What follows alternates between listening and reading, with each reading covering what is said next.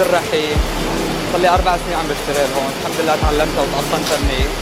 نحن يوميا الساعة 6 الصبح نجي لهون نجهز زيتون نغسله، نبلش سحب هيك لحتى يتخمر تماما، نبلش نطالعه لبرا ليسحب الزيت. في صاحب الزيتون على الوصل بالاسم، تعلمناها الحمد لله على التصليح وعلى كل شغلة عم نساويها امورها تمام.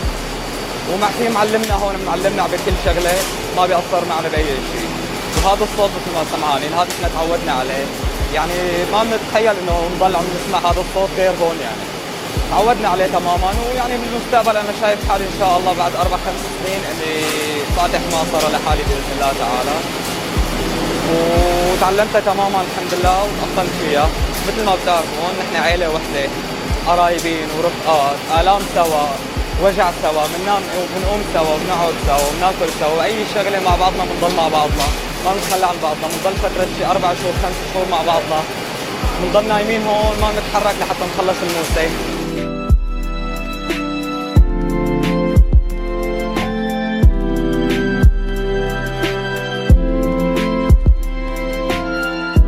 أنا الفني حسين علي الحسن، تألفت المعصرة بسنة 1991 متواجدة بعرقوز ريف دمشق. يأتون المزارعين من جميع أنحاء ريف دمشق ويأتي الزيتون لموجب العصير. تتألف المعصرة من 3 خطوط إنتاج، كل خط إنتاج بال 24 ساعة 80 طن تتألف إنتاجه. تتألف المعصرة من خط إنتاج، من نشاط، من غسالة، من 7 معاجن، من ديكانتر، 3 فرازات. سحب الزيتون يتألف من وراقين لتخفيف نسبة الورق من الزيتون.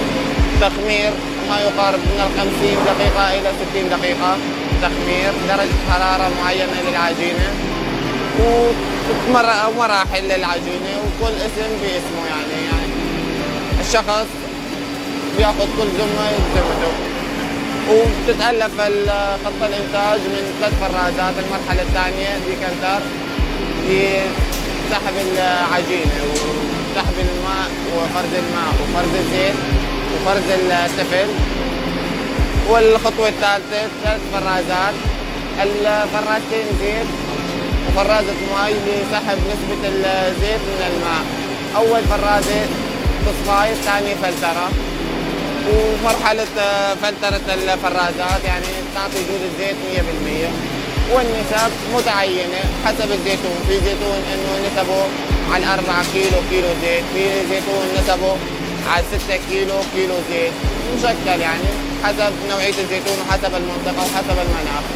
أول ما بلشت شغل يعني كنت على جوا مع المي أبو أنس، بلشت إنتاج بالخط. يعني تعلمت أول شيء فرز الزيتون، أنواع الزيتون، لأنه بتيجي أنواع معينة، كل نوع معين له حرارة شكل، كل نوع معين له نسبة التخفيض تبعه، يعني سحب العجينة تبعه له عيارات له كذا. وصار عندي خبرة بالتطور، صار عندي خبرة بسحب الإنتاج، بفرز الزيتون، يعني صار عندي اطلاع بالعجينة، عجينة الزيتون، إنه كيف هي تعطي إنتاجها للمية السخنة، للمية الباردة، كيف فرزها، كيف درجة حرارتها. صار عندي خبرة، يعني حتى صار عندي خبرة إنه بالعجينة لما بشوفها بعرف إنه هاي العجينة كويسة مو كويسة، جيدة ممتازة. صار عندي اطلاع بهالشيء.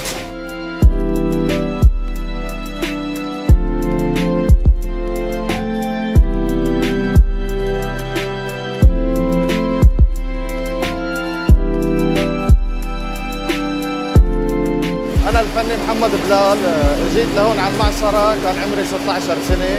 تعلمت المصلحة ولحد الآن عم بشتغل فيها، صار لي 4 سنين عم بشتغل فيها. بشتغل بمعصرة الحجة، معصرة عرقوز، بتكون 3 خطوط إنتاج. خط الإنتاج الواحد بينتج بال 24 ساعة 80 طن تقريبا. بنجي الساعة 7 الصبح على المعصرة، بنشغل الشليرات، بنحمي المعازن، نستقبل الزباين، ساعتها ندور الخطوط. من الساعة 7 لحتى ما نخلص زيتون ببلش ساعتها غسيل الخط. نغسل الخط كامل من الديكانتر والفرازات وبنصفيه من الشوائب. أي شيء بيحتاج صيانة بالليل بنعمل له صيانة مشان ما نتعطل صباحا، مشان ما نأخر المزارع.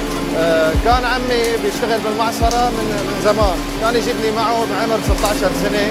تعلمت المصلحة وعلمني إياها تمام. وهلا إن شاء الله صرت ريحه، كنت مستهلك وهلا الحمد لله صرت منتج، داير بالي على حالي وعلى عيلتي ومأمن حالي من كل المستلزمات. مستقبلا إن شاء الله بسعى لتطوير المعصرة تكون أحسن وأحسن من ناحية الآلات والمكانات، نطور حالنا أكثر وأكثر الحمد لله.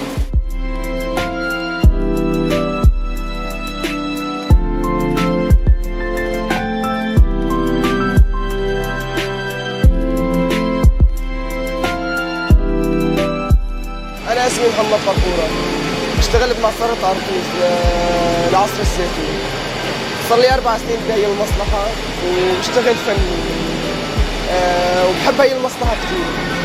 ومن الصبح يعني من أول ما نجي الصبح فبننزل الزيتون بقلب البور، فبينتقل من البور على مرحلة الغسيل، ومن مرحلة الغسيل على الطحن، ومن مرحلة الطحن بيروح على العجانات كرمال يختمر من مدة بتتراوح من 3/4 ساعة للساعة. وبعد هيك بيروح على آلة الطرد المركزي اللي هي الديكانتات. بيستخرج الزيت، بيفصل الزيت عن المي عن البيرين. هذا البيرين بيتجمع بمكان بيتحمل بسيارات على معامل. هي المعامل بتكبس البيرين وبتطلع منه الزيت الناتج. الزيت الناتج بصير منه الصابون، والبيرين المكبوس الخالص بصير منه فحم. وفي من هذا البيرين في احيانا بياخذوا له صوبيات الحطب للتدفئه. انا هون صار لي 4 سنين وتعلمت فني على يعني تعلمت الشغل على الخط يلي هو فني. يعني شغلتي تمشاية الزيتون والعصر وعطيان الزبون الزيت. ان شاء الله يا رب بالمستقبل كمان اذا الله اعطانا عمر كمان بنضل فيها.